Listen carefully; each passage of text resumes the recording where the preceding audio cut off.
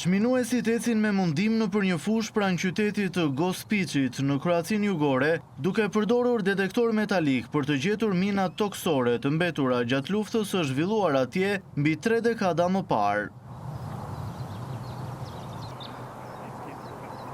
Ata janë pjesë e një operacioni që planifikohet të përfundojë në më pak se një vit, kur vendi shpreson të deklarojë se është i pastër nga mina toksore.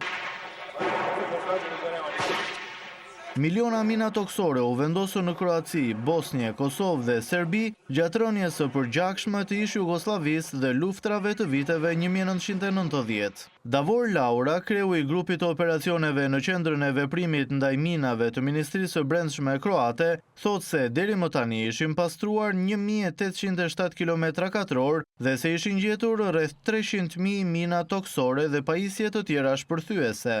610 osoba je stradalo od mina. Ndërsa kjo është vetëm një pjesë e sipërfaqes së përgjithshme të vendit, minat u vendosën kryesisht në brezat e ngushtë të luftimeve të vijës së parë. Në fund të vitit 2024, zona e mbetur e krehur për minat e dyshuara toksore ishte 49.3 km2. Në fund të këtij viti do të përfundojmë të gjitha operacionet dhe më 1 mars 2026 do ta shpallim Kroacinë të lirë nga rreziku nga minat, tha Laura. Mira njerëz nga i gjithë rajoni kanë vdekur në shpërthimet e minave në fushat e minuara që nuk janë të përcaktuara në harta, që nga fundi i luftës në Kroaci më 1995, 207 civil dhe 40 shmontues kanë vdekur nga mina toksore dhe municionet e pashpërthyera. Për disa nga operacionet në të kaluarën, ekspertët kroat kanë bashkëpunuar me ish-armikun e saj të kohës së luftës, Serbin, duke përdorur shpesh hartat ushtarake të fushave të minuara ku ato ekzistonin.